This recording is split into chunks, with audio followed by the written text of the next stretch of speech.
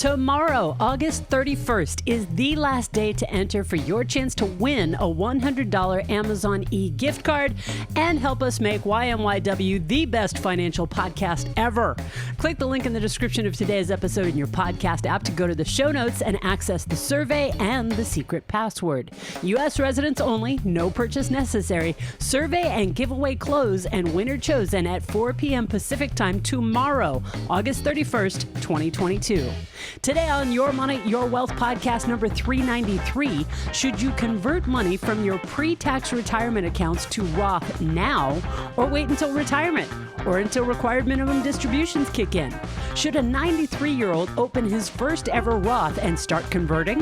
What's a good retirement savings mix between pre-tax and post-tax? And the fellas do a worst-case scenario retirement spitball analysis. Click Ask Joe and Al on air in the podcast show notes to send in your money questions. I'm producer Andy Last with the hosts of Your Money, Your Wealth, Joe Anderson CFP and Big Al Clopine CPA, and we're kicking it off today with a priority voice message about Roth conversions versus backdoor Roth. Hey, Joe and Big Al. This is Kyle from Georgia.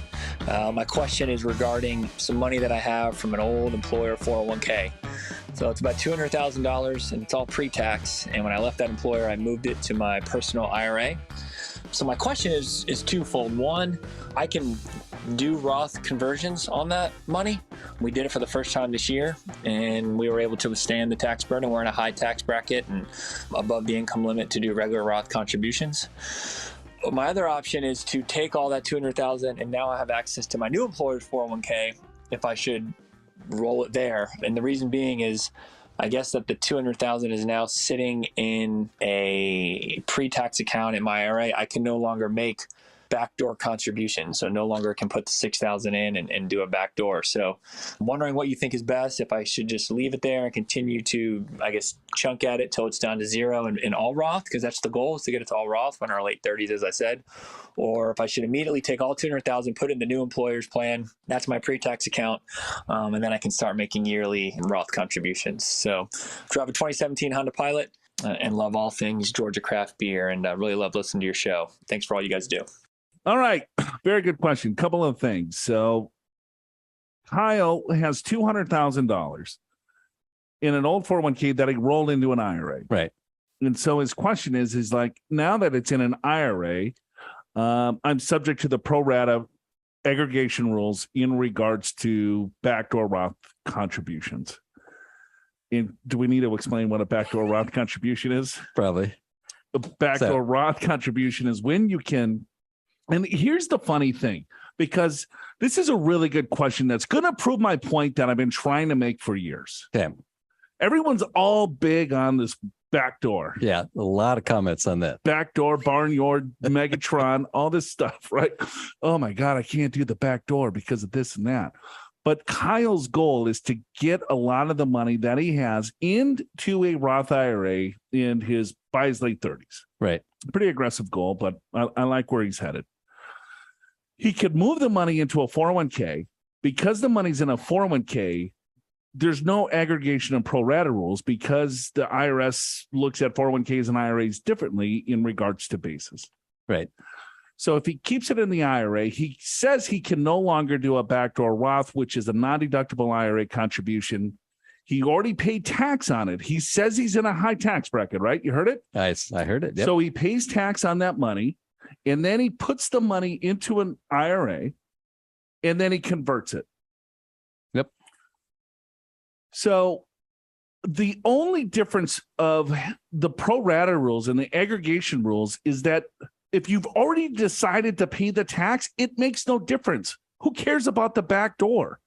Because if I have the money in the IRA that I've never paid tax on, and let's say he converts $6,000, he pays tax on the $6,000 conversion versus him taking his paycheck, paying the tax, then putting it into an IRA and then converting. Is there any difference in the tax? It works out the same. It's exactly the same.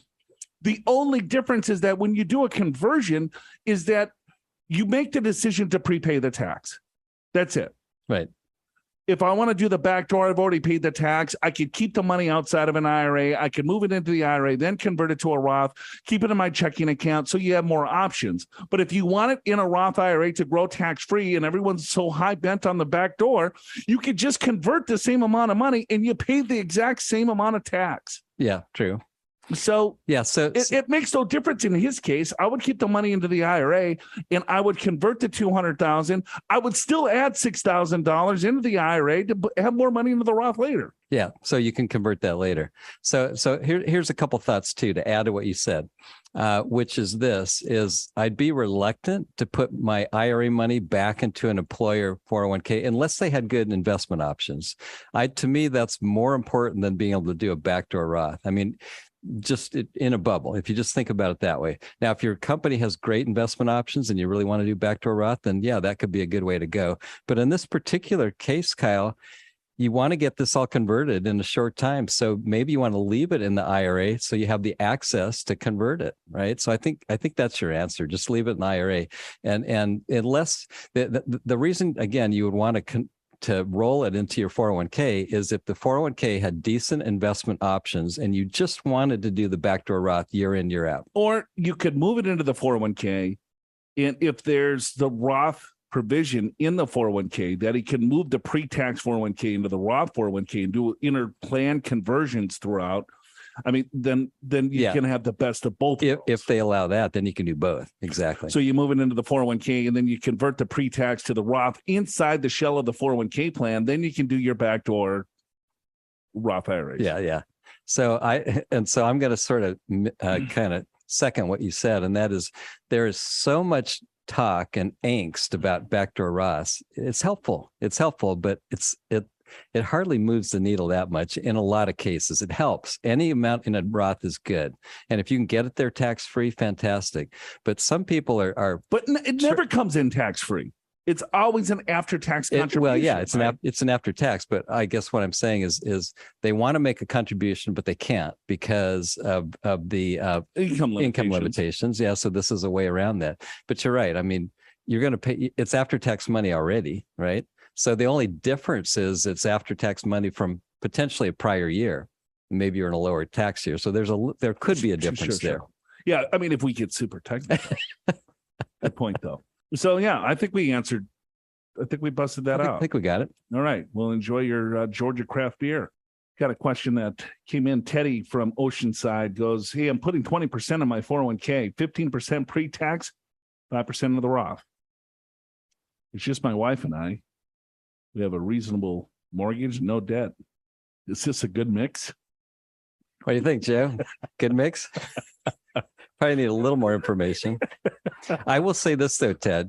So if I'm understanding what you're saying, you're putting 40% of your income in savings. Great job. I mean, we tell people to try to get up to 20%. No. 20%. Yeah. 20%. It's 15% into the pre-tax and 5% into the Roth for a total of 20%. I was adding it. Yes. Okay. Yeah. It's okay. Got it. Never mind. So I'll still say the same thing. 20% savings. I like it. So is this a good mix? What mix is he asking us? Between pre-tax and Roth. That's what he's asking.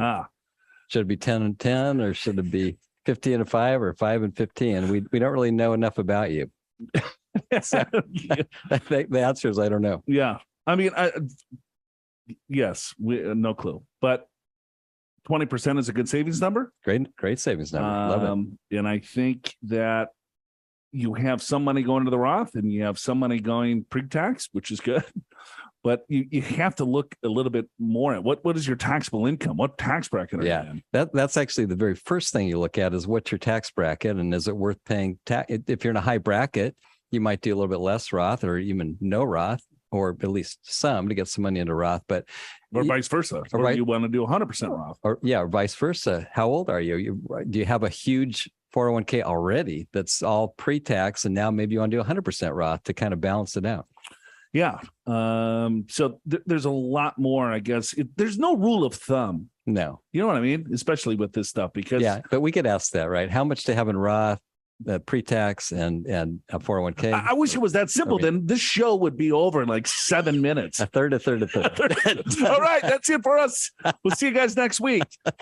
We'll just play the same stupid show over and over and over again. But yeah, it's a little bit more complex than that. But you're on a good start, Ted. Appreciate the question. Some listeners would say we do play the same show over and over again. Roth all the time, baby. What's the best savings mix for you? And are you on track for a successful retirement? Get a deep dive into your entire financial situation from one of the experienced professionals on Joe and Big Al's team at Pure Financial Advisors and find out. It's free, just like the YMYW podcast, but it's one-on-one, in-depth, and completely customized to your needs, wants, and goals. Unlike the YMYW podcast, Pure is a fee-only fiduciary, which means they'll never sell you investment products or earn commissions off of you, and they're required by law to act in the client's best interest. To schedule your free financial assessment, click the link in the description of today's episode in your podcast app to go to the show notes, then click Get an Assessment. Hey, Joe, Big Al, Andy. You are my favorite podcasters. Wow. Bam! Nice. Boom. Podcasters. Oh, yeah, it's boom. Sorry. Could be pow as well. Boom, bam, pow. My dad is 93 years old or years young. Still pretty active. His drink of choice is Tillamadoo. And he drives a Buick LaCrosse. Oh, do they still make those? I don't think so. I think he's had it for 25 years. He does say it's a tank. It's a tank. He's been drawing down. His IRA is required, moving the RMDs into a brokerage account. He has a good pension, Social Security, about $200,000 in a brokerage account, and about $200,000 in a MYGA. Multi-year guaranteed annuity. Oh, pretty good. Wow. He doesn't need the money, so it's just moved from one account to another. He is concerned about the current tax rates expiring in 2026 and wants to move the balance of his IRA, about $80,000, out before then. He is continuing to move the RMDs, which amount to be about $10,000 a year, into the brokerage, but wants to move or convert an additional $15,000 or $20,000 per year into the Roth IRA. This will still keep him in the 22% tax bracket in under IRMA. Two questions have surfaced. He does not have a current Roth IRA. So, as this would be new, what would his withdrawal limitations be in depositing money into his new Roth in 2022, 2023, and 2024, given the 5-year rule for conversions? Okay, good question. Yeah, very good question. So, second question is, in the event he would pass before each of the Roth conversions are 5 years old, what are the withdrawal limitations for his adult child beneficiaries? Thanks for the great show, Gus. All right, Gus, thank you for the question. All right. So he's got a 93-year-old dad. Right, that does not have a Roth IRA. And was looking to open up his first Roth IRA. Yep. Ah, low virgin. Yep. After 93 years. Congratulations. Better late than never. Welcome to the show. All right. So he can open up a Roth IRA, no problem. And he can deposit money into the account, no problem.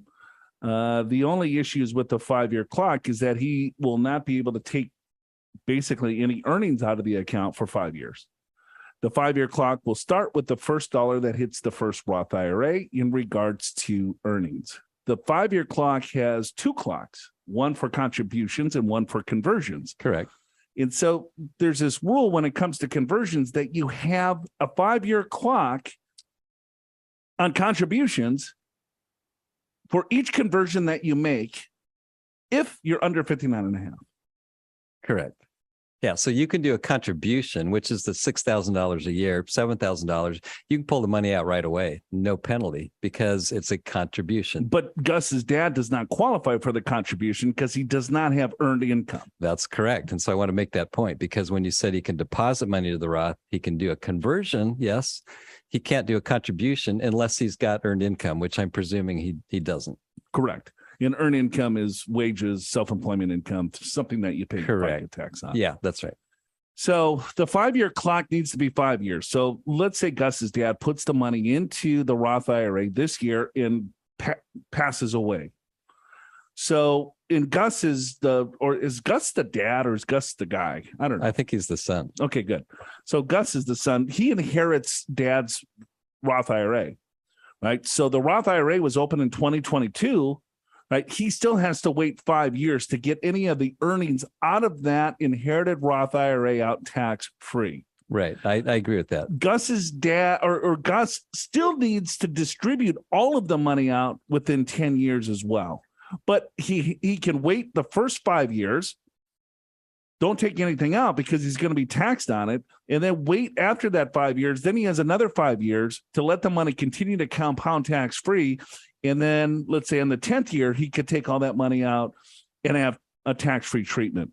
If he pulls the money out prior to the end of the 5-year clock, Gus is going to be taxed.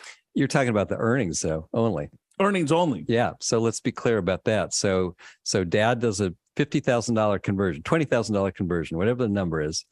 And because Gus's dad is over 59.5, he could actually pull that money out right away.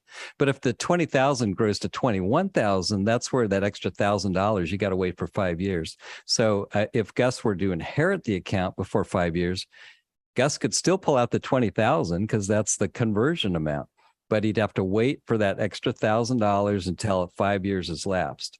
So the reason for the 5-year clock on conversions, each conversion has its own 5-year clock. If you're under 59.5, it's because people would convert their IRA to a Roth IRA prior to 59.5, and then they would take the conversion money out of the account, and it would avoid the 10% early withdrawal penalty. So the IRS says, well, there's a loophole here. So each conversion has to wait 5 years for you to get the conversion amount if you're under 59.5. So I'm 50 years old. I do a conversion. I could get the conversion amount out after 55. I do another conversion the next year. Now I got to wait for 56 for that conversion and so on and so forth. Once you hit 59.5, then the conversion 5-year clock kind of molds into the contribution 5-year clock. Same rule as contributions at that point. Right. In at this case, he's already got the account for over 5 years. Or if Gus's dad passes, Gus is going to have to wait for 5 years to take a total tax-free distribution out of the account. And I'm talking earnings only. Correct. We got Paul from Southern California. He writes in, he goes, hey, I have a question about a Roth conversion. Imagine that. First one. Have we ever talked about Roth? Never. Before? First one here today. Well, I'm still a high income earner. All right. Married, 56 years old, and plan to retire when I'm 60. All right. So he's got 4 years. Right. I make between 450 and 800,000 annually. I got a big old income on. That's healthy. That's Paul. Congrats. Depending on how business is going, this puts me in the 35 to 37% federal tax bracket. I have maxed out my traditional 401k each year and currently have about $800,000 in it. We have no money in a Roth IRA account. Total savings is about $2 million. We have about 1.2 in equity in the house. Our kids are through college and out the door. I like that saying. Get the hell out of the house. Do I wait until I retire, maybe semi-retire, to do a Roth conversion when my income will drop to a lower tax bracket? I may start part-time in a few years. After 60 or so, my income will be around $80,000. Or does it make sense to get money into the Roth now, even though I'm in the highest tax bracket? I appreciate any spitball you can do on this question, even if you mix in some flippant comments. You wouldn't do that, would Never. Oh, he's got a big wallet. Okay, well, the question I have, Paul's making $450,000 to $800,000 a year. Right. Then he's going to go part-time and make 80. Yeah, that's what he says. Wouldn't you think part-time would be like 400 or 250? Not necessarily. Maybe he wants to work a lot less or even do something different. That's something like more fun. Eighth of the time. It definitely sounds like it's going to be just something different. You know, I'm going to go part-time and make $5 an hour. All right. Right. That's fine. Yeah. Well, usually people say, you know, I used to make 500,000. I'm going to go into consulting. I'll make at least that. No, at least maybe that. more. And then we see him in 2 years later. How'd you do? Yeah. Well, it didn't quite happen like that. Looking at the airport. Okay. I don't know, Al, I know what your opinion is going to be. Yeah. I'll say it. I would wait till 60 If you're in a high bracket, you're going to be in a much lower bracket. You've got 12 years to convert. It's not like you've got millions and millions. You got 800,000, which is a good number, but it's not like I mean, sometimes we see some pretty big numbers, and if we're a much bigger number, I'd say, let's go ahead and start converting because you're going to be in the highest bracket anyway. But I don't think that's the case. So I would wait till retirement personally. Wow. Just kind of shattered Paul's dreams there. Well, you don't have that much money, Paul. Well, we only deal with. I didn't say that. I just said, It's not like you got a lot of money, Paul. I didn't even say that either. I said you got a good amount, but not enough. But not enough for if it were me. Not enough to do conversions while I'm in the highest tax brackets. Got it. I would convert some for sure. I know you would, without question. The market's down. Yeah, but it's recovering. You better hurry. You better do it tomorrow. You better go now. As soon as you hit this download, hit that go button on the conversion. I don't know. The market's down. He's got a couple $1 million. He's making $450,000 to $800,000 a year, so he's killing it. Yeah, right. And he's going to work for another 4 or 5 years. He's probably going to save another few $100,000. That's going into a non-qualified or brokerage account. Then he's going to go part-time. He probably doesn't spend a ton. I would say, what the hell? I mean, if you have a Roth 401k option, I would start there because it's a lot easier to kind of swallow the pill. Yeah, I do agree with that. Right. So you say, okay, well, going back to, I guess, Uncle Teddy's question, just a good mix of 15% and 5%. Right. You know what? I think that would be a fine mix for Paul. At least you start the Roth, you get a little bit of money tax-free. And then when he retires, semi-retires at, age 60, then you're right. Then you would unload and probably do maybe to the top of the 12% or 22% tax bracket. Or 24 even. Yeah. But you look at it, what tax bracket is Paul going to be at full retirement age? You know what I mean? Mm-hmm. That's where Al's coming from, Paul. He's like, well, you have $800,000. Your required minimum distribution is not going to blow you up, right? It depending on what his lifestyle is and what his savings or spending is, you could probably spend or take money out of the account at, the 12% tax bracket and maybe maintain a pretty low tax bracket throughout. Versus, let's say, if you have a large pension, you have Social Security, you have a lot larger retirement account and no other assets. That's what we usually see. He's got a few $1 million. It's not chump change, right? But he's diversified a little bit where he's got some money in a brokerage account and then he's got the other money in a 401k. Where mostly a lot of times we see $2-3 million in a retirement account, and that's their entire liquid investment. Yeah, good point. And so to kind of follow up on my thinking. So you're right. So Paul has a lot of money outside of retirement, a lot of equity in his home. He's got money in retirement, but he's already got a decent mix. He just doesn't have Roth IRA. And the thing is, if he was 69 years old, I might have a different answer. Totally. But at 60, you still got 12 years to do conversion. So that's what I would do. I would wait. But it's not a bad idea with your current 401k to at least get a little money going to the Roth just to get that started. Sure. Okay, cool. Hopefully that helps. Thanks a lot for the email. We got Daniel writes in from SoCal. He goes, hey, Andy, Joe, and Big Al, longtime listener, big fan. Joe, you always make me laugh. That's your goal. Oh, God. That's why we do this show. Thanks, buddy. Made my day. Here's the non-important stuff. I drive a 2007 Toyota Tacoma, wife 2016 Jeep. We have a new motorhome, Renegade Valencia, 38 RB. I don't know what 38 RB is. I don't either. That's a big ass RV, I'm guessing. We towed the Jeep behind the motorhome. We don't drink alcohol, and we have one dog, Yorkie, named Mike. All right. Important stuff. We are both 63 years old and have been retired for 6 years. I got a pension of $120,000 a year, but only $42,000 is taxable. We both take our Social Security. Me, $10,000 per year. My wife, $24,000 per year, for a total of $76,000 taxable per year. All right, so 42 pension, 10 plus the 24 is getting the 76. Yep. Okay.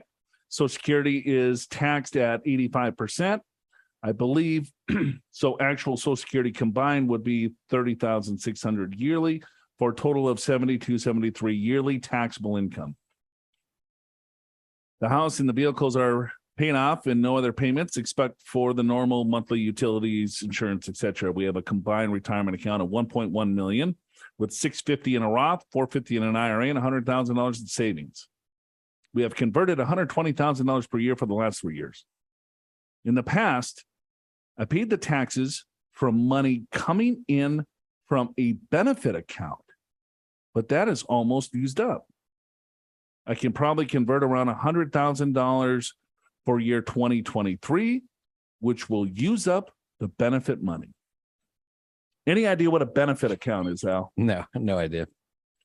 Benefit account. What do you think? Could he be saying he's a beneficiary? Maybe. Yeah, that's a good guess. Maybe it was like a little account. It wouldn't be an HSA account because you can't use that for taxes. Benefit account. Yeah, I'm guessing. I think we'll go with your suggestion. I think so too, Andy. So he's got a little side pool of money that is a benefit account. Yeah, came from somewhere. Came from maybe dad, mom. It could be grandma. My question is, how much should I convert in the coming years now that taxes will be paid from my savings account? At $73,000 a year after standard deduction estimate, $25K brings us to $48,000 of taxable income. Should I only convert up to the top of the 12% tax bracket or go higher? We have 9 years before we have to take RMDs. And at that age, our tax bracket's pretty low. Should we keep converting? Maybe less per year than what we have been doing, or stop converting, or just pay the tax when collecting RMDs. So far, we haven't needed to pull them any money out of the retirement accounts for our motorhome trips, vacations, or for any other reason. But that might change if we start traveling overseas. Appreciate your input and ideas. Thanks. You think he's going to bring the RV overseas? No. But that thing on a barge? I don't think so. Okay. So what do you think? $48,000 taxable income. He can convert 50 grand. Call it. Yeah. Give or take. 40. Okay. Yeah. I like 40 better. Stay in the 12% bracket. The IRA is 450,000. And let's see, at age 63, by the time Daniel gets to age 72, 9 years. Let's just say it's almost doubled. 900, 800. Okay. Yeah. We'll call it 900. So our RMD will be about 4%. So that's what, about 36,000 per year. So, and based upon the numbers that we already know, that's actually going to still keep you in the 12% bracket. So I would probably convert. I would definitely convert to the top of the 12. I probably wouldn't go higher. Yeah, I agree with that 100%. So yeah, you get $400,000 out over the next 9 years. Yeah. Right. And so now your IRA balance is not let's say double to 900. It still stays at like 400,000, 450. Right. Yeah. Right. So which is now you got an RMD of 16 grand. And then you have your Social Security that's going to be tax-free. Potentially. Right. Oh, no, he still has the pension, right? That's giving him 42,000 taxable, 120. Right. So, sure. All right. So you got 85% of that, but then he still has most of his other income is going to come from a Roth. Yeah. And then also with your IRA money, if you're charitably inclined at age 70 and a half, you can start giving it away through a qualified charitable distribution, QCD. Yep. I love it. I mean, I would absolutely, because it's going to go back to the 15. So at least take advantage of the 12% tax bracket now, but I wouldn't probably go higher either. Right. Learn why you should consider Roth conversions in a down market. It's the brand new blog post from Pure Financial's Chief Investment Officer, Brian Perry, CFP, CFA, and you can get to it just by clicking the link in the description of today's episode in your favorite podcast app to go to the show notes. It's right there in that list of free financial resources just above the episode transcript. You'll also find the complete Roth Papers package, a combo deal of 3 of our most popular guides on the nuts and bolts of earning tax-free growth on your investments for life. And hey, don't keep all this great stuff to yourself. I bet you know a lot of people who could use some free financial education. Click the share button there in the podcast show notes to spread the love and share the knowledge. This is William writing in from St. Paul, Minnesota. Close to Joe's home turf. That's right. The Surly Brewery is close to home, and I enjoy a pint or two there from time to time. Though my favorite pour of the year is the Grain Belt Premium. Ooh, Minnesota State Fair. Grain Belt Premium is pretty good beer. Is it? What's it taste like? A really good beer. Is it specifically only available at the Minnesota State Fair? I have no idea. Or is that just like the optimum place to drink it? I don't know. I think any place is an optimal place to drink Grainbelt. I haven't been to the Minnesota State Fair since I was like 4 years old, but everyone's just big raving about it. Got it. Oh, it's a big fair. It's great. I don't know. I didn't. Wasn't your thing? I'm not a big state fair guy. Yeah, I could see that. No, I don't. You don't want to go pet the goats and stuff? No crowds, nothing like that. You go to the Del Mar Fair? About every other year. No. I only go if there's a band playing that I really want to see. Yeah, that's the same reason I go. Yeah. My wife and I share a 2017 Ford C-Max hybrid, which we bought used in 2020 after the catalytic converter got swiped out of our Prius. And someone stole the catalytic converter out of his Prius? Yeah, I've heard this recently that this is a thing. People are taking these out of cars, and then you're left with nothing. Yeah. Apparently the chop shops can make a whole lot of money off of selling catalytic converters. We don't drive much, and neither of us likes cars. I can see why. All right. Okay, that solves it. They're a nuisance. My wife, 57. I'm 55. We have no kids, no specific legacy goals, though we'd like to leave money to the arts organization we're both involved with. She makes around $80,000 a year. I've been making $110 a year and getting glowing reviews from customers. But management didn't want a 55-year-old around anymore, and I got fired in June. Ah, that's too bad. Oh, man. Yeah, There's some age discrimination going on here, Big Al. yeah, I think have you talked to an attorney? So it's glowing reviews from customers. Yeah. Loving it. He's killing the game. And then turns 55. Big boss man. You're out. Yeah, we were some old ass, and you look at Big Al. He's way older than you. I should talk to management. Would you kick me out, please? I would appreciate getting his ass kicked to the curb here. I got fired in June. That's sad. And the idea my position was eliminated. That's what they told me. Oh yeah, that's the go-to, isn't it? Yeah, you're killing it at 55. Dude, glowing reviews from customers, but I'm sorry, you position just got eliminated. You're 55. We can't have you around. At the time, I had a part-time consulting gig that was lucrative for about 2.5 months, but that ended too. There might be some consulting work to come, but I'm unsure. Best case scenario, I'd make $50,000 to $60,000 a year, but more realistic, 15 to 20. Well, there's somebody that actually is thinking realistically, like you were talking about. Okay. Yep. All right. Our house is paid for and we want to stay in it as long as possible, but there are 3 sets of stairs. So who knows how that'll work. I mean, this guy's talking like he's 78 I know, years right? old. You know what I mean? It's like, you're 55, bro. Yeah, I have. It's like, I'm old. I got fired. He's out. You know, I'll just tell you. get off my lawn. I'm 65. I got stairs in my home and my condo in Hawaii, and I love it. In fact, I run up and down the stairs for exercise. Yeah, you do burpees and everything. The whole deal. Don't have to leave the home. Okay. It's like, well, who knows how that's going to last? We got to get wheelchair access here soon. We have no interest in owning a second residence, but we enjoy escaping Minnesota. Awful winters for 2 to 3 weeks for vacations in Hawaii, Florida, or other similar places. Okay, cool. Presently, yearly expenses are around $70,000, which includes vacations. We would probably, it would be probably 10 or 20,000 higher if we needed to pay for health insurance. Presently, I'm on my wife's insurance, but her health isn't quite as good as mine. So I'm planning. God, this is just getting depressing. Ooh, Oh God, we need. she's out. Man, her health sucks. Mine is in great shape, but Plus, we need a new house. 3 sets of stairs. Just want to have a cocktail. Presently, I'm my wife's insurance, but her health isn't quite as good as mine. So I'm planning as if we'll need to fund our own health insurance at some point. Our combined IRAs and 401k balance is $1.8 million, which includes $450 in a Roth IRA, $200,000 in my 401k from my employer that fired me. The 401k plan allows rule for 55. So as I understand it, I can access the $200,000 penalty free. We have $100,000 in a brokerage account, just $10,000 in an HSA, and $45,000 in bonds. The house is probably worth around $375,000. Past 2 years, I've rolled around $250,000 from my pre-tax IRA to the Roth and have used the money in the brokerage account to pay the taxes. My wife wants to keep working, but might not be able to do so because of health. Hard to say. I'm not really excited going back to work that pays 6 figures. Yeah, too stressful. Who wants that? The consulting money is good when it's there. Sure.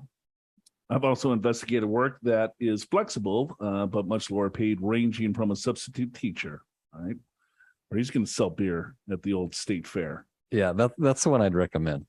I'd appreciate your spitball thoughts on how we'd position the worst case. This guy lives in a worst case scenario. Well, he's just building it up for this question. It's just like, I'm like, oh my God.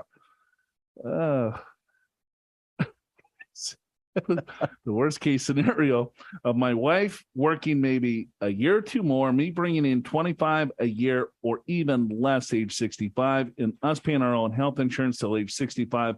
Also, any thoughts on future Roth conversions would be appreciated. The grand plan is to take Social Security at age 70. If we keep working in our present jobs, the government says I'd get $4,000 a month and my wife would get $2.5 a month in today's dollars. Thanks again. Love the show. Well, we love you. Let's get you fired up here. So I guess add the different accounts together, a couple $1 million. We'll say we got that to work with. Okay. So he needs $70,000 to live off of. 70,000. Okay. Yep. He's going to make 25. Or no, let's call it 90,000. Let's add another 10 or 20,000 for the health insurance. Yeah. Okay. I agree with You that. fine with that? Yep. Good. Okay. So 90,000 minus 25 is his consulting income. That gets us, and then his wife makes 80, but if she's going to work for 2 more years, and then they got to bridge the gap from his age 57 to age 70, which is 12, 13 years. Right. For Social Security. So, let's see, 25 minus 90 is what? 65. 65. What's 4% is, Well, divide 4% is 65? 5% of 4% of 2 million. What are you doing? I'm doing, if he's got $65,000, the need, he needs 1.6 million. If he takes 4% of 1.6 million, that gives him the 65,000. Yeah. And his 70,000 says it includes his vacations and things like that. So he's got a little wiggle room to pay some tax. Yeah. The fact that he's got 1.8 million in an IRA 401k and some other money as well. Yeah, I think this works. The only caveat here is that retiring in your 50s, 4% might be a little bit rich, right? You as probably a distribution rate, or even try 3.5. See how that works out. 6.03. He needs 2.1 million if he's taking 3, and he's got a couple million, so it's pretty darn close. You're pretty close. And if your wife works a couple more years, then hopefully you save a little bit more too, although not much if you're not working. Depends on your consulting income, but I think, Joe, this is really close. Yeah, I mean, he could go sell beer or hang out, have fun, do something, right? And not be the stressful 9 to 5 and work for the jerks that fire people that are 55. Even though he had glowing reviews. I don't know if you heard that part. I heard it. Yeah. So here's the math, folks. This is what we're doing. He wants to spend $70,000. We're adding another $20,000 for his health insurance, which gives us $90,000. And the reason we're doing that is presuming his wife won't be working, and then they'll have to buy their own insurance until they hit Medicare age, which is 65. Because his wife, well, he's way healthier than his wife. Right. So who knows how long she's going to work. Just using his language. Yep. And then he say, you know what? Let me make $25,000 a year. So let's say it's 25,000. So what's short is 65,000 that needs to come from his investments. Right. So at 55, 57, you probably don't want to pull out any more than, call it 3.5%. Let's be conservative and say 3%. Okay, good. So then I'm dividing the 65,000 by 3%. That gets me $2.2 million is what's needed in investments. Right. Because if you look at, let's say if you have $2.2 million, 3% of 2.2 million is 65,000. Right. So he needs 2.2 million roughly in a nest egg for him to do his retirement dream. Right.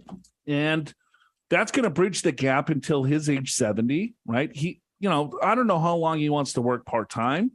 Maybe his wife is, going to continue to work a little bit longer.